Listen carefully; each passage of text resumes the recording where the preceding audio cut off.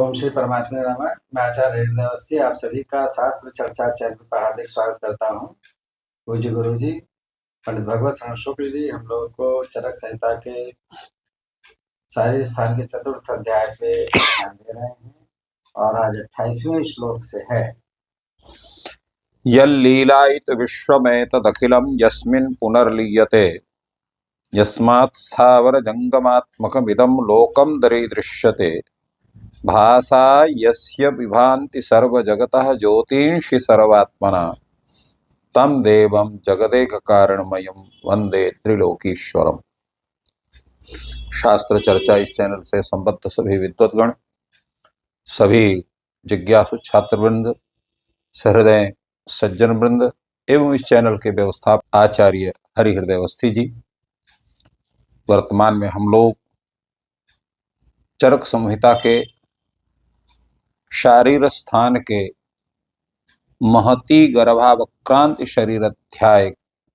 पर चर्चा कर रहे हैं और आज हम लोग उसके 28वें अंश से विचार करने जा रहे हैं। इसमें बतलाया गया है मात्रादि नामेव तु खलु गर्भकराणां भावानां व्यापत्ति निमित्तमस्या जन्म भवति। गर्भ के अनुत्पत्ति के मुख्य कारण कौन होते हैं? क्योंकि जो गर्भ के उत्पत्ति में जो 6 भावों का विचार पूर्व में बतलाया गया था, उन 6 भावों में जो है जो गर्भ करने वाले हैं, अगर किसी एक में भी अगर विकृति हो जाती है तो गर्भधारण हो जाने के बाद भी उस गर्भस्थ शिशु का भली भांति उसका जन्म नहीं हो पाता है। मात्रादि नामेव तु खलु गर्भकराणां भावानां व्यापत्ति निमित्तम, व्यापत्ति निमित्तम अर्थात विकृति हो जाने पर, किसी भी एक भाव के 6 भाव विकृत होने पर अजन्म भवति अर्थात उसका जन्म नहीं होता, अर्थात उसकी या तो मृत्यु हो जाती है तो गर्भ का स्राव हो जाता है। ये ही अस्य कुक्षौ वृद्धि हेतु समाख्याताः भावाः तेषां विपर्ययात्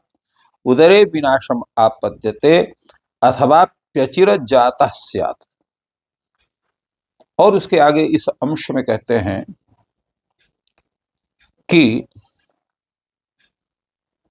ये ही अस्य कुक्षौ हेतुभूतम हेतु वृद्धि हेतु समाख्याता। कुक्ष में गर्भ के वृद्धि के कारण रूप में जिन भावों का विचार किया गया है कि गर्भ वृद्धि में इन इन भावों का होना आवश्यक है, तेषां विपर्ययात्, अगर उन भावों में का जो आचरण है वो विपरीत हो जाए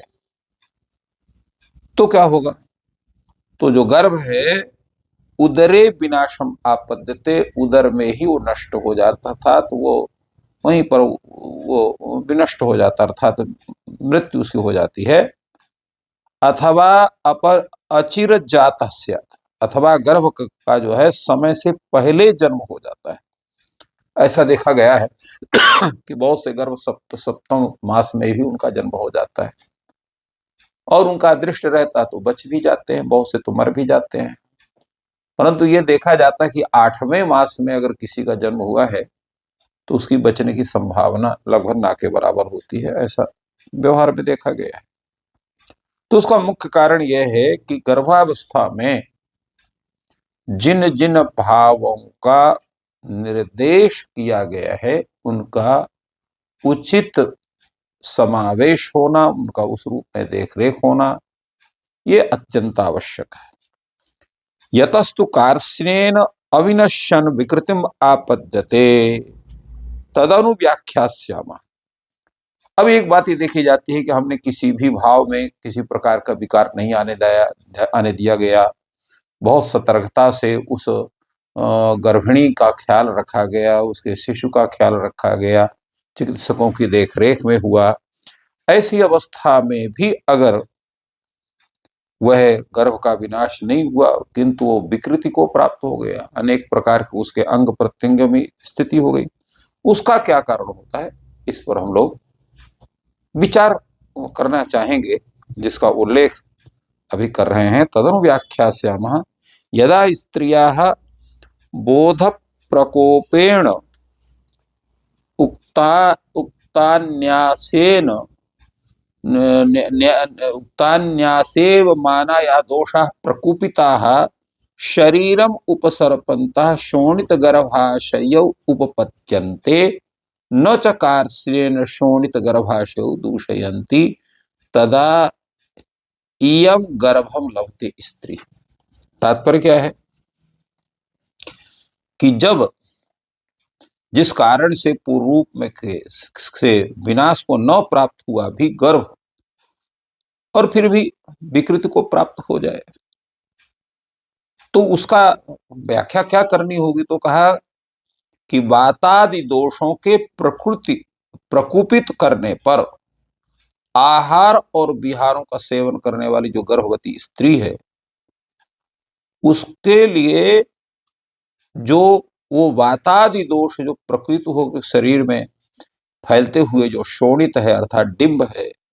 वो जब गर्भाशय तक पहुंच जाता है और भली भांति वो शोणित तथा गर्भाशय को पूर्ण रूप से दूषित नहीं कर पाते, तो यदि ऐसे समय में जो स्त्री